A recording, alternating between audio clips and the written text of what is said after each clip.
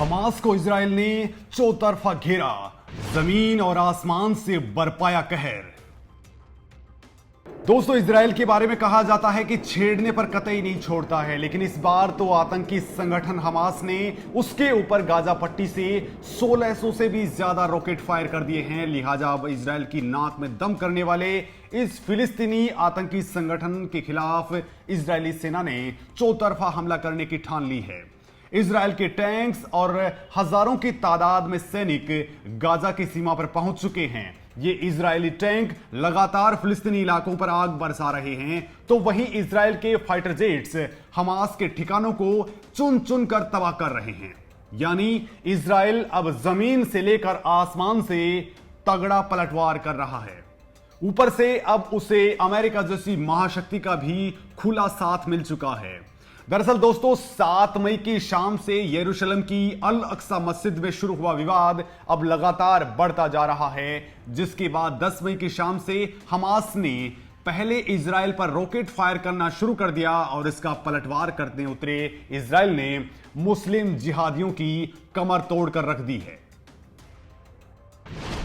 Israeli सेना Hamas को करेगी खाक, टैंकों के जरिए लगातार बरसा रहे गोले।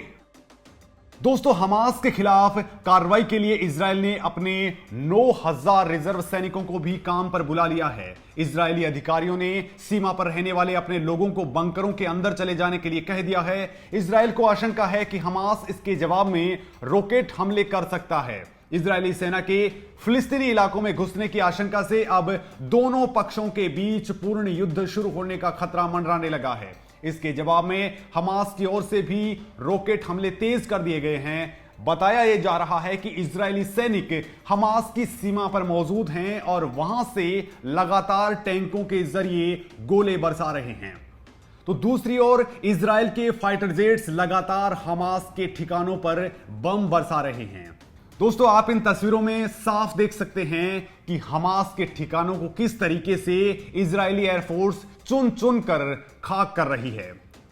वहीं दोस्तों, इजराइल के प्रधानमंत्री बेंजामिन नेतन्याहू ने कहा है कि हमास को इसकी बहुत बड़ी कीमत चुकानी होगी। उन्होंने कहा कि हमास के खिलाफ भीषण हमले जारी रहेंगे। इस बीच हमास के सैन्य प्रवक्ता अबू बोयदा ने कहा कि उनका समूह इजराइल के जमीनी हमलों से डरने वाला नहीं है। हालांकि अभी यह क्लियर नहीं हो पाया है कि इजराइल का अगला कदम क्या होगा। क्या वो सबसे पहले हमास की रॉकेट वाली साइट्स को तबाह करेगा, या फिर हमास के कमांडर्स को खाक करने वाला है, या फिर पूरे गाजा को ही तबाह करने की प्लानिंग है। हालांकि इससे पहले हमास को तगड़ा झटका देते हुए उसके 11 टॉप कमांडर्स को जहन्नुम में पहुंचा चुका है इजराइल। हालांकि दोस्तों, इस बीच फलस्तीन के साथ दूसरे मुस्लिम मुल्क भी साथ आने लगे हैं। लेबनान की ओर से भी इजराइल पर 3 रॉकेट फायर किए गए, लेकिन ये सभी कथित रूप से भूमध्य सागर के अंदर ही गिर गए। वहीं दोस्तों, इस बीच इजराइल के कई शहरों में यहूदियों और अरबी मूल के लोगों के बीच दंगे शुरू हो गए हैं और लोग एक दूसरे को मारने पर उतारू हो गए हैं। भीड़ ने कई वाहनों को भी आग लगा दी है। बताया जा रहा है कि ये इजराइल में कई दशकों बाद सबसे बड़ी अशांति है।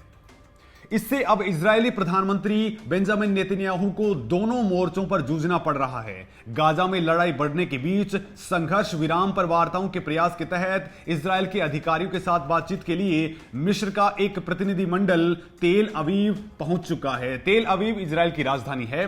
इजरायल और गाजा के हमास शासकों के बीच संघर्ष 2014 की जंग से भी बड़े स्तर पर फैल चुका है। पहले संघर्ष फिलिस्तीनी क्षेत्र और सीमा पर बसे इजरायली समुदायों वाले इलाकों तक ही सीमित था, लेकिन इस बार यह लड़ाई यरूशलेम तक पहुंच चुकी है, जहां की मस्जिद से यह झगड़ा अब बहुत बड़ा रूप ले चुका है। फिलिस्तीनियों के लिए मातम लेकर आया रमजान। इजरायल में हिंसा के कारण देश के मुख्य हवाई अड्डों से उड़ानें निलंबित कर दी गई हैं, तो संघर्ष के कारण फिलिस्तीन के लोगों के लिए मातम के साथ ही रमजान समाप्त हुआ है। सोमवार से रॉकेट दागे जाने के बाद से इजरायल ने गाजा में 3 बहुमंजिला इमारतों को देखते ही देखते जमींदोज कर दिया और कहा कि इसमें हमास के कई दफ्तर थे। इस मामले में गाजा के स्वास्थ्य मंत्रालय ने कहा है कि अब तक 109 फिलिस्तीनियों की मौत हो चुकी है और 480 से भी ज्यादा लोग घायल हो चुके हैं। हालांकि यह आंकड़ा इससे कहीं ज्यादा बताया जा रहा है। इस्लामी जिहादियों ने 7 उग्रवादियों के मारे जाने की भी पुष्टि की है। हालांकि इजराइल ने कहा है कि उसने 11 कमांडर्स को तो मौत के घाट उतार दिया है।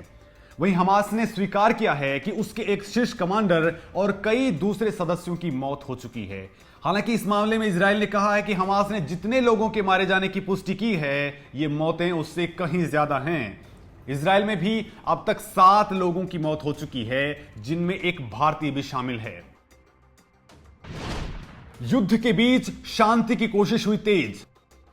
दोस्तों, संघर्ष विराम के लिए आए मिस्र के प्रतिनिधिमंडल ने सबसे पहले गाजा पट्टी में हमास के अधिकारियों से बातचीत की है और उसके बाद इजराइल की सीमा में वो पहुंचे हैं। मिस्र दोनों देशों के बीच मध्यस्थता का प्रयास कर रहा है।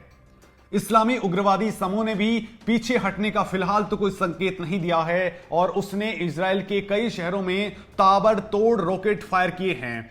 वार्ताकारों की मौजूदगी में ही गाजा के उग्रवादियों ने एक साथ करीब 100 रॉकेट दागे, जिससे इजराइल के दक्षिणी और मध्य शहरों में हवाई हमलों के सायरन बज उठे। हालांकि इससे कोई बड़ा नुकसान तो नहीं हुआ, लेकिन हमले का उद्देश्य यह दिखाता है कि अभी हमास के पास बहुत बड़े पैमाने पर आयुध भंडार मौजूद हैं। वहीं इस बीच इजराइल के प्रधानमंत्री बेंजामिन नेतन्याहू डोम मिसाइल प्रतिरक्षा प्रणाली का जायजा लेने पहुंचे। सेना ने कहा है कि इस प्रतिरक्षा प्रणाली ने गाजा से दागे गए 1200 से ज्यादा रॉकेट्स में से 90% को गिरा दिया। दोस्तों, वही हमास ने कहा है कि उसने गाजा से अपने सबसे शक्तिशाली रॉकेट अयाश को भी दागे हैं। इजरायली मीडिया ने कहा है कि रॉकेट रेगिस्तानी इलाकों में गिरा है।